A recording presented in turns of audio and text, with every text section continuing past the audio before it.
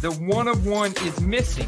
I knew something was up. Pop, that's almost twice as much going for the same price. I just freaking love that rated rookie logo. Doing more buying. Which one of these 5 quarterbacks has the worst set of pass catchers to throw the football to? Guess how much I sniped this for an auction? Number to 5, you dirty animal. I'm telling you, these optic on-card autos are money.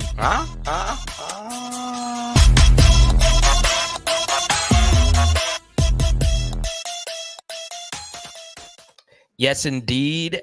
NoOffseason.com. We actually live by that mantra, baby, because in the NFL, there really is no offseason. Andy's here. My name's Carter. You guys know the drill.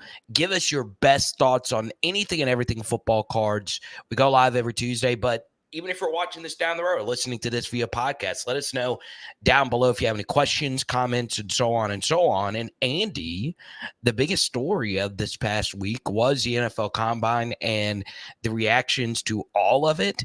And now, Andy, we also have these rumors of Kirk Cousins. He might be going somewhere new. So I don't remember an offseason with this many moving parts in quite some time. A lot of quarterback changes, a lot of teams getting quarterback upgrades. I think there's some big wide receiver names that are on the market that we want to talk about. And it's exciting, man, because those are the big movers in football cards. You see some of the prices of these college Bowman Chrome, Bowman University, Bowman's Best college uniform cards selling. It's wild, man. I'm looking at the Caleb Williams prices just on the base Bowman Chrome University cards. That's up to like $300. I mean, and it looks like Fields is on the moves from the Bears. So there's like quite a bit of activity. However, Carter, the biggest sellers in terms of buy it now and best offer accepted are all still 2023 rookies from, I think a lot of it's from Prism, from what I'm seeing. You got leading that way. Let me share my screen here. Leading that way is still CJ Stroud, Anthony Richardson. Well, it's actually Anthony Richardson, number 1. And then Jordan Love is actually 2020 rookie quarterback. And then CJ Stroud, Bryce Young, Will Levis. There's your top 5 biggest movers in terms of buy it now and best offer accepted sold over the past 24 hours. Yeah, and you can have access to all this data with our Keep 'em app. That's part of your Patreon subscription, patreon.com/footballcards. Andy, the interesting thing to me, and I know I've made this point a few times over, and we probably should do a better job of just talking about sets, is that 2023 Prism, even though there's no Stroud autos in it, people just freaking love it. That I have been I just love the way the product looks itself. But Andy, people just love the way that this stuff looks. They're obviously express grading this stuff at PSA as well. Yeah, they are. What's interesting to me is that CJ Stroud has had 4,338 rookie cards added to the PSA database over the past 7 days. It's a 7-day number. So he is being graded at an incredible rate. And that's not all Prism, right? That's all of his 2,256 different rookie cards. So decent population already. Right now, Panini is releasing a new set every Friday. Sets like Obsidian, sets like Illusions, Immaculate's coming up. We have a lot of sets still coming up. We still don't have release dates for Optic and Contenders, which are massive flagship sets. So this is pretty impressive. So you got to think at least 60 probably-ish% is going to be Prism here out of these numbers. What's so mind-blowing to me, what's so interesting is that Jordan Love only has 919. He's being submitted at just a fraction of these other two guys. But Jordan Love looked really good last year, Carter. And I don't think that was a one-year sample size. I mean, I think a small sample size. I think Jordan Love's actually going to be here to stay. And I think he's probably one of the more undervalued guys, just looking, comparing his Prism. Because when it comes to the base Prism, there's a large supply of base Prism for it doesn't matter who you look at. Jordan Love, CJ Stroud, Anthony Richardson, Herbert, Burrow, Will Levis. there's going to be a lot of base prisms. You can find base prisms, but they will fluctuate in price between $5 and $40 for a raw base prism. And then you convert that into a PSA 10, which right now we know is, in terms of dollar for dollar, is going to give you your highest resale value in the grading market, besides the gold pristine labels from BGS or CGC or well, I guess just those three now, because SGC's been acquired by PSA. We'll see what happens there. But you see what I'm saying, Carter? Jordan Love being submitted at a fraction of that is a massive opportunity for his prism. Yeah, and ironically, we're talking about my two favorite prism designs of the past couple of years is 2020 and 2023. But yeah, I love Jordan Love. We've been talking about him this entire offseason. He's got an unbelievable situation in Green Bay. Their whole offense is young. They got a young, very talented, experienced play caller. I am on the Jordan Love wagon. And it was interesting when we were looking at that chart. On top of, Jordan Love, you see Will Levis on there as well, as Will Levis gets a new play caller. So, yeah, even if quarterbacks don't just absolutely light the world on fire, and if they don't start from day one, that doesn't mean they can't play. It comes down to situation. It comes down to being ready for that opportunity. Yeah, and so what I'm looking at now is the price differences on their base prism. Just looking at this entry level market and also the silver market, and then obviously the rookie ticket auto. I want to understand like those three tiers for each player, any player, especially when I'm comparing draft classes. But I can do this with 2020 and 2023 because the print runs and the supply availability is pretty similar. So what's mind blowing is CJ Stroud's base prism. Just a month or two ago, when this guy was in the playoffs, this is a $50 card. This is fallen back now to $12. Doesn't make a whole lot of sense to me, especially when you look at the conversion rates of raw to PSA 10. You've got a slightly larger than 50% chance. That means, you flip a coin, your odds are eventually it's going to land on heads more often or whatever. You're going to get a PSA 10 more often than not, especially if you're doing a pretty good pre-grade examination of the card. The same thing for 2020 Prism. And look at that. Jordan Love, raw base Prism, 15. CJ Stroud, 12. You also got Anthony Richardson that you can find for just $5. So this is that's massive upside, because I look at Michael Pittman Jr. getting a tag. I know that Anthony Richardson might start the season on the PUP list, but once he gets back in the game, we know he's electric. We know what he's capable of. We've seen it already in a small sample size, but the guy looked very composed out there, Carter.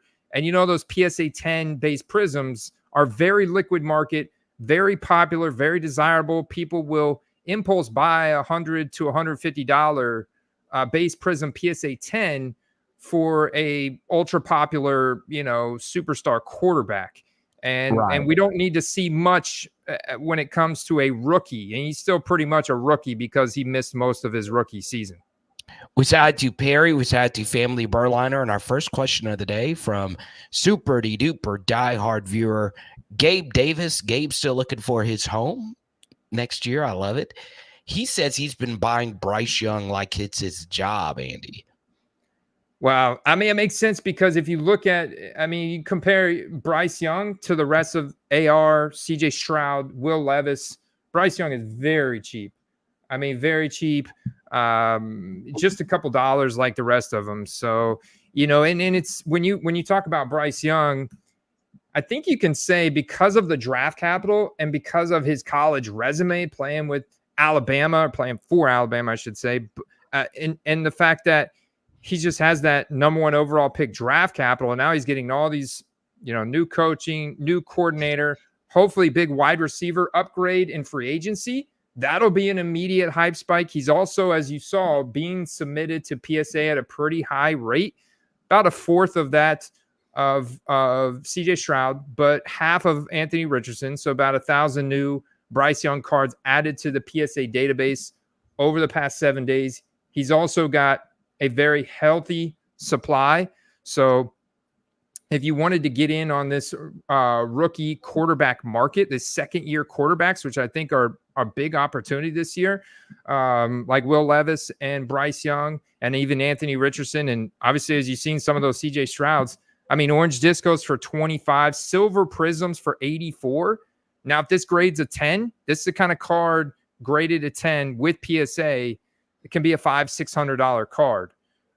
That's what the base silver prisms do for these ultra liquid popular quarterbacks. And so I think it's got that capability, Carter. If you look at the current prices, the upside is huge. Now, it's still a gamble, right? But I mean, the upside's huge. Yeah, it just comes down to if you think Bryce Young is just terrible. I don't think he's terrible. I know I've missed on quarterbacks. I was Bryce Young over CJ Stroud, and obviously I'm wrong about that. But Bryce Young had probably the worst situation we've ever seen of any number one overall quarterback. Just a coach who really didn't want to be there. Absolutely no weapons to throw to whatsoever.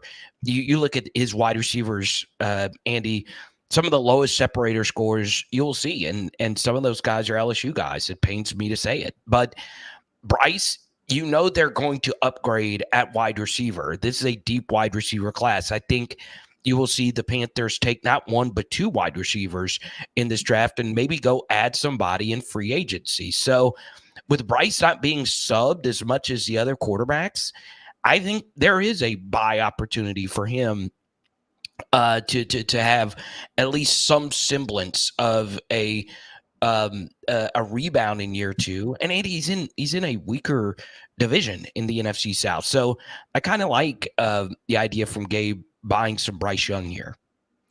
Yeah, and so we just talked about the silver prism, the PSA 10 conversion rate right now from raw to PSA 10, 56%. Wow. So, you get a slightly better than 50-50 chance. Go back to Feb 5 when that population was probably 20 on this card. Supply has increased a little bit, but that was a $455 card in auction. That was also a much newer product. The Prism itself was much newer, but still you have $280 buy it nows right now. And as you saw, that last one we just looked at was closing in or closed in a buy it now. Best offer accepted. I think a lot of people are down on Bryce. A lot of breakers, rippers don't really know what they have in Bryce. They just know he stunk in his rookie year, and they're likely to move off of him for a discount and give you that discount. So I would be trying to make 40%, 50% offers on listings that allow that the make offer function on eBay for some Bryce Young cards. Blue, wave, prisms, red, white, and blues are going to do great for him. They're not going to give you the same upside as that silver, but still you're going to have a very nice upside, especially if Bryce can play a lot better in the second year here. Because look at that CJ Stroud silver prism, Carter. That's a $1,000 card, man, with Absolutely twice the pop. And look, the raw prices for CJ silver prism has just been all over the place. Some for 260, some for 400 when I looked earlier. And Bryce, you can get it at 84. I like that. I like making that bet. I mean, most NFL evaluators, including the Texans themselves, liked Bryce Young over CJ Stroud. Who do you think has the bigger upside year two between Will Levis and Bryce Young? I would go with Bryce. I'm just not a Will Levis guy. Will Levis, of course, is just bigger, more athletic, bigger arm, but I still think Bryce could play. I'm okay to miss. Look, I had Justin Fields as a guy that was my number one QB. I missed on that. You miss on things. I'm fine with moving off of it. I've moved off Justin Fields as you know, Andy, but I'm not ready to move off Bryce Young just yet. I'm just not. So I'm going to go Bryce. What say you? Yeah, man. I find myself super tempted to chase that 4-touchdown game Will Levis had last year. Like, that was just so explosive, and he spiked so hard overnight. I'm super tempted to want to chase that. I guess, that's it. It makes sense to get a diversification in your portfolio because one of these guys is likely to go off. We got a lot of upside, right? Obviously, CJ Stroud's going to have the highest expectations. People are high on Anthony Richardson from the athletic ability, and we know they have solid weapons there, right? Jonathan Taylor, Michael Pittman Jr. coming back. So there's going to be solid weapons there. And we know the athletic abilities there. And then it's like, all right, new coaching. They gotta fill out some of their receiving rooms in Tennessee, and you've obviously got a change in the running back room probably coming in Tennessee, and Carolina's got a lot of work they need to put in all over the place, but likely a wide receiver upgrade. So I kind of think it makes sense to buy both of them. Maybe, and one of them's gonna hit a little bit at least, right? Right. We welcome in Blood Sausage. He says, I pulled a red Will Levis. It's not numbered, though. It's a numbered version, more desirable. Andrew says, red is short print. I prefer that over the numbered lower print. Pretty sure. For me, Andy, my policy when it comes to short print stuff that's not numbered, it always makes me skeptical. I always prefer the numbered card personally, but it's interesting. It's every other day where people say, well, the cracked ice is the most desirable because it's always numbered at a 23 or whatever the number is. So, for me, I prefer to have that number stamp on it, but it just depends on the buyer and the player. Yeah, I like the number too, but there's certain parallels that when you see it, you're like, that's rare. And a red is pretty general. If it's just a red prism, that's not like really say anything to me. But if it's a red sparkle or like a red shimmer, now all of a sudden I'm like, you don't see that. You don't see those on there. Or if it's a red cracked ice and all the retail boxes like they in 2022, I think it was, where they had the orange cracked ice that was coming out of virtually every blaster box that you were getting from Target or whatever, then it's like the orange is devalued. But if you had a red cracked ice, you're like, well, you don't ever see that one. That one's rare, and it. Then it all of a sudden that makes it that much more valuable. Let's go to Family Burliner. A really good question for you, Andy. eBay search question. What's the best way to search all numbered cards for a player? What term keywords do you use for the widest results? Yeah, that's a tough one because there's so much variability on eBay and the way people search. Yeah, you can search cereal, just not the cereal that Carter likes to eat, the Cocoa Puffs, but cereal, SERIAL. You're a cereal game worn patch collector is what you are. Yeah, that's me. So yeah, Family Burliner for me as someone that does a gazillion eBay searches but rarely actually buys any of the higher end stuff. I always like to search for cracked ice, because more often than not, cracked ice cards are going to be numbered, but there's such a premium built into a lot of cracked ice price cards. So sometimes, I'll put just that, exactly what Andy just did. I'll put that little divide symbol there to see if that works for me. But honestly, it's just better to just search different parallels and just put the name of each parallel. I know it's a lot of different searches you have to do, but that's always a good option if you want to search for really low numbered cards. Obviously, gold is a number is a word I type in there quite a bit, but there you go. If you type in serial numbered, that might actually be a really good idea because in the descriptors when you're filling out your eBay listing, if you're putting in, you want to put in that it's serial. Now, most people are. Some of the larger consignments probably aren't because they use a template and they're just like moving through listings so fast that a lot of times it's very, very basic and they just put in the bare minimum required things. But, us guys that are just doing a couple listings here and there, we're we have the time to put in the drop down that says serial numbered. If it's a serial numbered card, that probably, boosts you up in an algorithm if people are looking for serial number cards. So you see, I typed that in here and I am pulling up a ton of serial numbered cards. So yeah, and one other thing I would do as far as like eBay search results is use a minus sign as well. Like I always most searches I'll put minus break, like put the minus sign break, because it takes out all the searches that include breaks, even though eBay's been eliminating breaks. So if there are some parallels that I want to search for, like if I didn't want any green prism cards to pop up, I'll type in what Andy put in, serial numbered minus green, so I don't have the green ones pop up. So that's also something else you can do. But we appreciate you, Family Burnliner. We also appreciate our guy Andrew Perry Collectibles, and he's always killing it. Man, he sure is. And he's proving here that it's not always about the rookie market. And he's sharing with us some knowledge about the red retail non-numbered.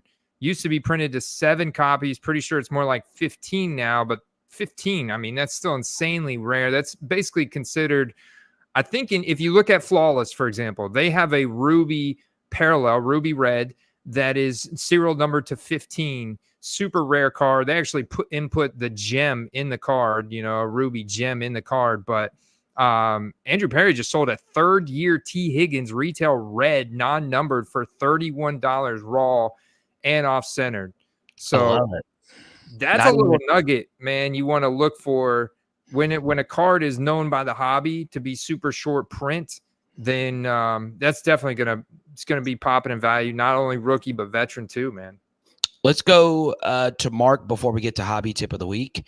He says, I've been snapping up silver autos of Bijan, Gibbs, Addison, Downs.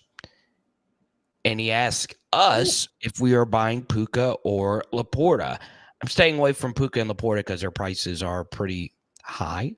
But I like all the other names that you mentioned here, Andy. Bijan, Gibbs, Addison, and Downs.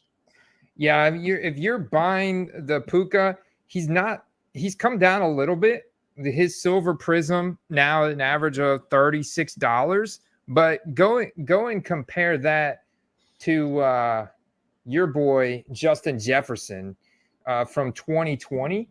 I think that'll be a really interesting comparison. Let's see what 2020 Prism Silver Justin Jefferson comes out of here on the sold market. $69 for sale, but let's look at sold down here on the left-hand side. See what we get. Optic Hollow for 40. That's 40. A black prism. Those go for a little bit cheaper. And gotta remember that Puka does have fewer rookie cards. That's a base prism that's misadvertised there. Ooh, that's a really nice silver prism auto for 400. Here you go. I think this is a good indication. HGA 9. 80. Okay. 80. Yep, 80. They're going to be hard to find because the true prism silver, it ends up being one of the most desirable and popular cards in the hobby. And so these cards are typically left as a true short print card that, has a print run somewhere in the neighborhood of 150 to 300. Supposedly, Andrew Perry, I'm sure, could chime in on that. But yeah, so $80 here. I mean, Justin Jefferson's still well in the lead on this case study. Let me ask you this: Do you think Puka's that good? Do you think he's Jefferson good? No. You don't think so? Interesting. I don't think so. I think he's solid. I think he's got a great work ethic. If we were to compare work ethics between him and Jay Jets, probably similar. Puka's got a strong desire to compete, to be the best, and that's important, right? That dog mentality that all the experts talk about. That's so important when you're playing a skill position in the NFL. I think it's probably similar, but just raw talent and now experience. And I think Justin Jefferson is no compare. I think Garrett Wilson's better than Puka too. I mean, there's a quite a few guys. I would be hard pressed to say CeeDee Lamb is better than Puka Nacua as well. And No, so I'd I'm agree with interested that. to see what CeeDee Lamb's silver prism. The whole Dallas Cowboys market has totally soured, Carter, since the After the playoff playoffs. loss, yes. So wide receivers that are clearly better than Puka right now: Jamar Chase, Justin Jefferson, Tyreek Hill. Even though he's older, I don't really want to include him in this. Let me ask you this. Better wide receiver. All right, this is going to hit you right in the heart. Brandon Ayuk or Puka Nacua? Brandon Ayuk. I knew it. There's not a bigger Ayuk truther than you. Brandon Ayuk, DJ Moore, Mike Evans. I mean, to me, Puka Nacua is a solid wide receiver 2 in fantasy. Like I would rank him somewhere between that like 15 to 25 range, probably more closer to 20. But Matt Stafford he's a wide receiver whisperer, man. I mean, I like Cooper Kupp too, but he was never like elite in my book. But he produced at an elite level whenever he was clicking with Matt Stafford. And now Puka's in there, getting priority breakfasts with Stafford, and they're gelling. Bold take by Gabe there. Now I'm not going to go that far. Sun God, I'll definitely take over Puka. What's up, Hector? Hector's my guy. I knew he'd creep in here, man. Yeah, I would put Puka like right behind Sun God. Like I would take him over Mike Evans. I'll take him. I think he's better than DJ Moore. I think he's better than Brandon Ayuk. I'll say that. But then again, Brandon Ayuk is that guy, pal. And look, Brandon Ayuk is also just kind of slept on every year. I remember you at the National scooping up Brandon Ayuk short print stuff, and you profited like freaking crazy. Mm-hmm. So David says Waddle over Puka as well. So maybe Jalen Waddle's a play that we're just not referencing enough either. He gets undervalued a lot because he dealt with I think a fairly significant back injury last year that he tried to play through. And then you also have just Tyreek Hill going nuts every week. And then you also had Raheem Mostert putting up an ungodly amount of touchdowns and A-Chain going off anytime he was in there. So Waddle was very quiet for Waddle standards going back to his rookie year, So yeah, and we've also seen Tyreek talk up Waddle quite a bit this offseason, right? So I love Jalen Waddle. I really, really, really do. One of my hottest player takes was that he was going to be the best of the big four Bama receivers. And so far, I think he has been. Like, he's better than Judy. I think him and Devonta Smith are about even. So I could see Jalen Waddle being a wide receiver 1 next year. I really can. Yeah, I mean, I will look at this. This is basically sorting by most sold items in the past 180 days that are graded PSA 10. We're comparing Amon-Ra, Waddle, and Devonta Smith.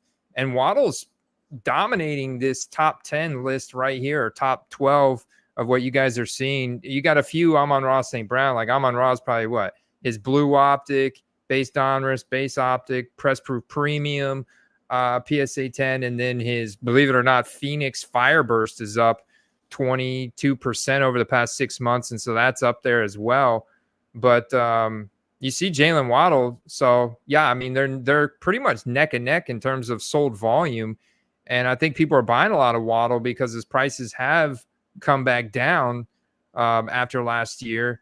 And the guy that's clearly gone super undervalued, that's tanked a lot, is Devonta Smith. We didn't mention AJ Brown. AJ Brown clearly better than Puka as well. I didn't think that we needed to say that. That's not. No. Because Puka's going ahead of of AJ Brown in underdog drafts right now. There's quite a few guys going ahead of AJ Brown right now in underdog. So yeah, I mean, look, Derek and I talk underdog all the time. You and I talk underdog all the time. Don't forget, sign up now using the promo code QUEST. You can also use my promo code Carter. You get a deposit match bonus. We got some underdog champions in this live chat right now. Andy, you've done well on underdog. Derek's done well on underdog. Someone else has. I kind of forget who that person was, but still, I love talking wide receivers. I like talking wide receivers better than I like talking about quarterbacks. And it actually, Andy, lends itself into a hobby tip of the week. So I first off wanted to shout out you, Andy. It is a Wednesday. We normally do the shows on Tuesday. You put family first yesterday. It was your daughter's birthday. A very happy birthday to Andy's daughter. You've been doing a lot of super dad stuff. So first hobby tip of the week, always put the family before cards, okay? Second hobby tip of the week is wide receiver buying. I think in this next year is going to get crazy for two reasons, Andy. This wide receiver free agent class was crazy. Now, we know T. Higgins is back with the Bengals. We know Mike Evans is back with the Buccaneers. But, Andy, this wide receiver class is absurd when it comes to the NFL draft. And, look, Brian Thomas Jr. put together the best combine RAS performance of any LSU Tiger ever. Better than Jamar Chase, better than any of them. And, like, BTJ is a guy that I love personally, but I don't necessarily see him translating to the NFL in year one. Andy, there's so many different wide receiver draft prospects coming out in this draft, not named Marvin Harrison, not named Malik Neighbors. Now, why do I bring that up? Well, it's because these guys have cards out there. These guys have Bowman cards out there that you can go buy and move before the draft season. So it's not just quarterbacks. It's not just J.J. McCarthy. A lot of these wide receivers that tested really well at the combine could go to Buffalo, could go to Kansas City. And Andy, right when they get selected to a team that has elite quarterback play, what are their cards going to do, Andy? They're going to spike, man. So big time. I would look into buying some AD Mitchell cards and some of those guys, because if they get first round draft capital and they go to the Bills or the Chiefs or any of these teams that needs a wide receiver, be ready, because it's going to go crazy. So I would highly recommend you study all these other wide receivers on the back end of the first round. A guy like Ladd McConkey at Georgia, a guy like Xavier Legette at South Carolina, who's got an absolutely insane story. So I would just say be careful, not be careful, but be on the lookout for some auctions of some of these other back end first round, early second round wide receivers. In terms of quarterbacks, Carter, who was the biggest riser for you coming out of the combine? Because I saw a very interesting tweet on Twitter about, a very smart GM told me, in quotations, the analyst, that the top 5 picks now are all going to be quarterbacks. Okay. So I was like, whoa. And I know Marvin Harrison elected not to participate at all in the combine because he's like, I'm going to go high. I'm such a badass. I'm just going to go ahead and focus on getting ready for the NFL so I can step right in and dominate. So quarterbacks, Carter, what's your big takeaway? And right to David, look at Rashee Rice. No one knew who Rashee Rice was last year. And then he I mean, if you would have bought then with a few SMU autos that were out there. Andy, I'll give you a little bit of intel here, okay? I am not a reporter. I'm the people with leaks and intel and all that stuff is a lot of time it's smokescreen, unless it's Schefter or Rappaport. I think a lot of you know who the big guys are.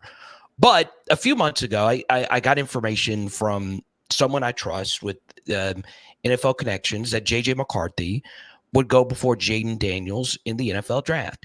So I tweeted it out at the time, and now I'm starting to see more mock drafts where J.J. McCarthy is going ahead of Jaden Daniels.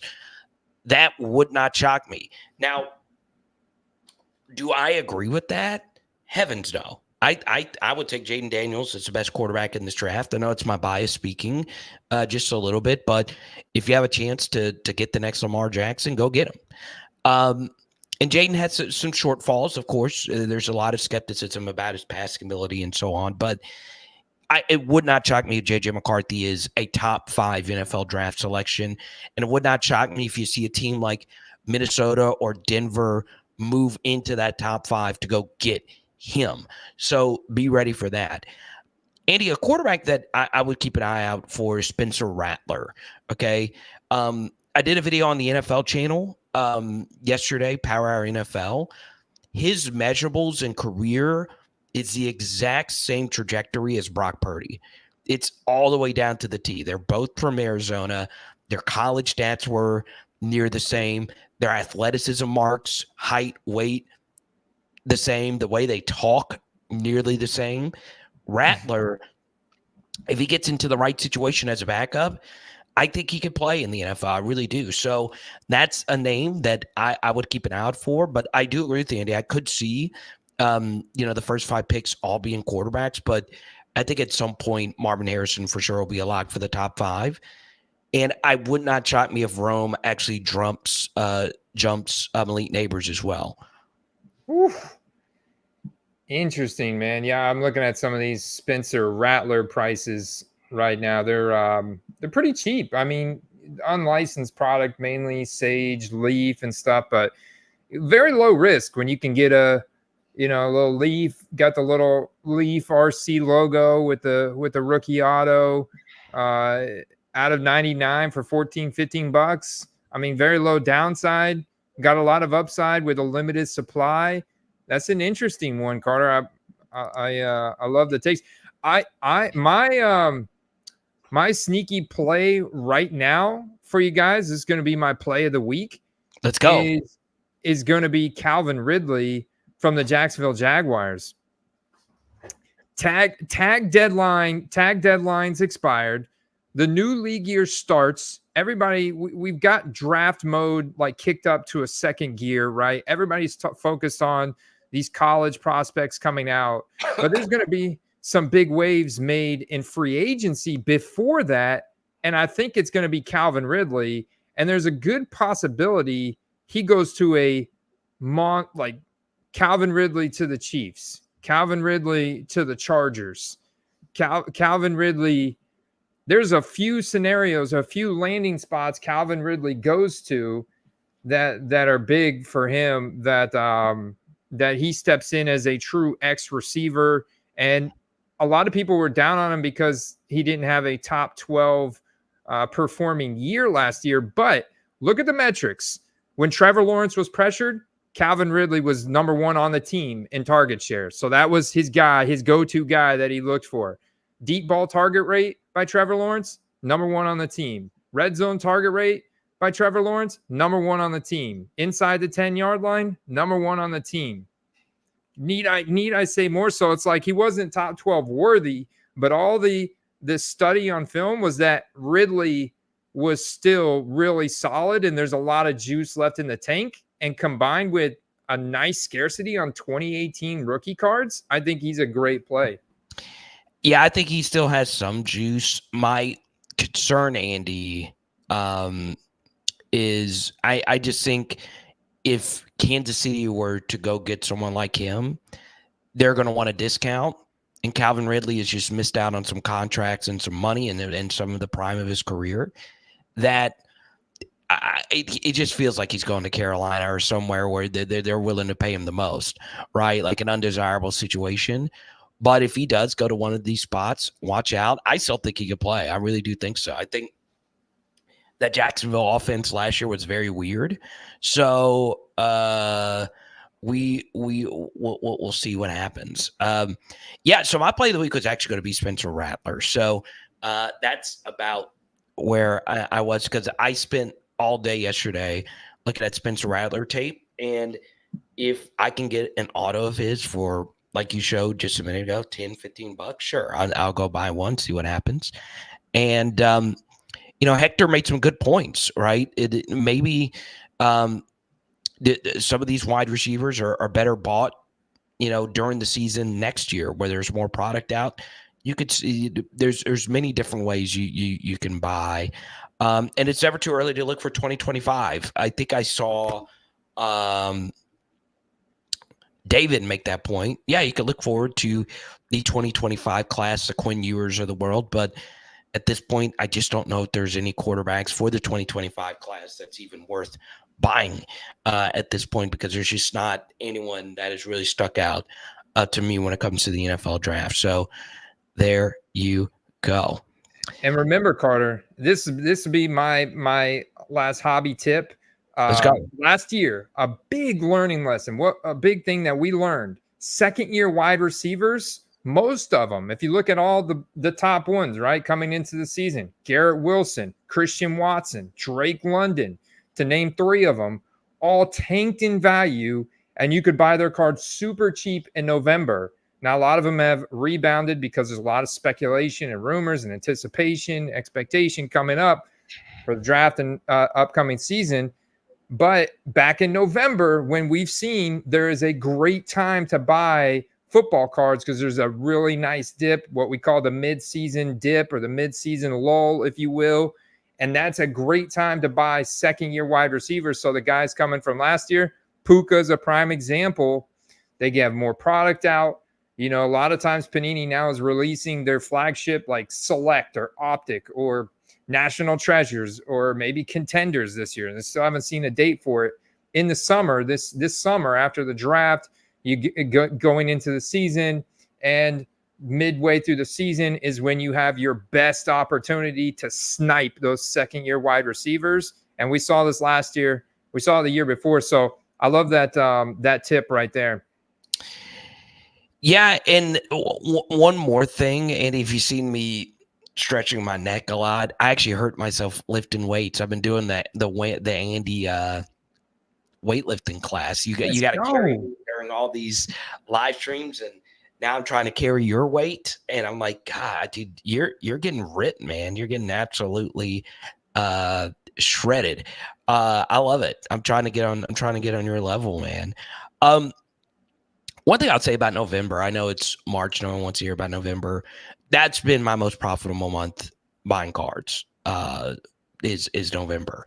But I also think there are some buy opportunities before the NFL draft coming up. You just got to be selective, and you also got to take a look at the players that no one's looking at right now. Who is that one player that you think of? Maybe it's Spencer Sanders, maybe I'd say Spencer Sanders, Spencer Rattler, maybe it is Spencer Sanders, or Calvin Ridley. It could be it could be that person.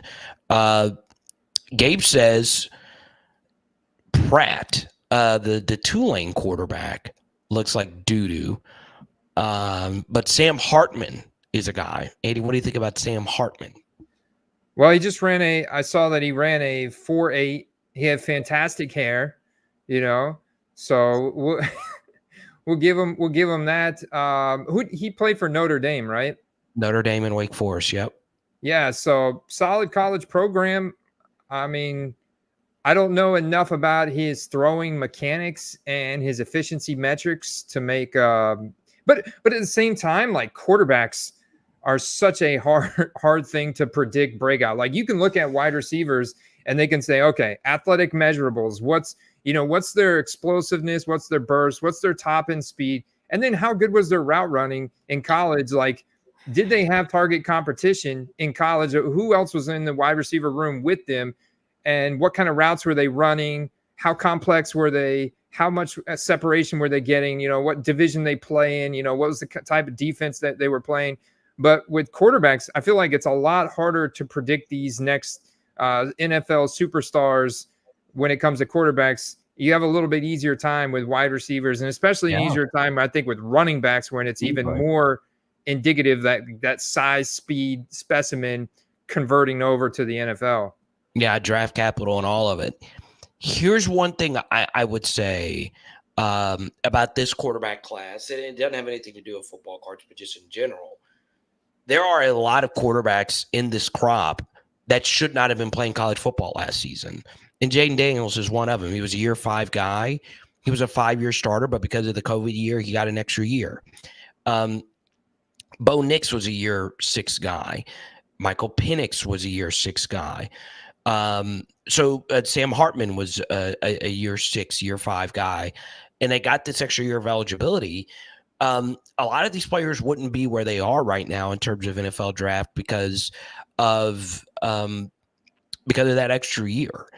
And Andy, at this point, there are some quarterbacks I'm out on. I don't love Michael Penix at all for the next level. I really don't. Really? Yeah, here are my issues with Penix, right? 4 season-ending injuries. All right.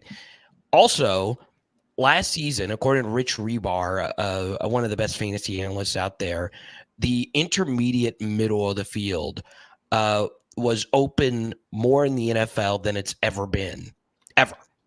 And Michael Penix is not a middle of the field thrower, right? He is a deep ball, feast or famine thrower. And that concerns me if I'm going to spend a first round pick on Michael Penix. So I don't mind using a second, but a first, it's a lot. So he's probably the only one of these quarterbacks that I'm just not really feeling as far as the next level is concerned. Is there anyone in this crop, Andy, that you're just kind of skeptical? I was actually getting hyped up on Michael Penix, man. Hey, I was thinking they could teach that type of art, that type of throw to him, kind of develop that in the NFL. And I thought that would be super exciting, man, because he looks like he's got a great arm that's super accurate. So looks like the chat is disagreeing with you. That's fine. Look, Andy, I'm very public about my hits. I'm very public about my misses. And Hector shouts me out. Like I'm not a big Tua guy. It could just be I hate left-handers. It could just be that. So Hector has me figured out, man. I hate lefties. I do. So there you go.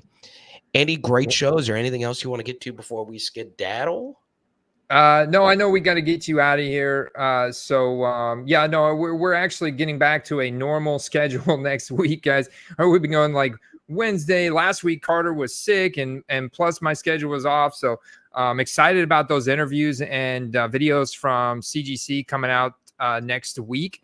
So if you guys are interested in getting your cards graded, and it's not all about the top dollar, CGC is obviously growing. They've only been grading sports cards, Carter, since 2021, believe it or not. So now they have everything figured out in terms of their branding and their process and everything. I do expect them to grow, especially now that CGC has been acquired by PSA. So super excited, plus because they have the best holders in the market, incredibly consistent grading process. Super excited to share with you guys everything we learned from the CGC headquarters visit. But you can grade cards with them for as low as $12. So check out cgccards.com and subscribe. Stay tuned. We'll be back, I think, Tuesday next week, back to our normal schedule. So looking forward to it, Carter. Peace out. CGC too. Right. Let's go. Peace.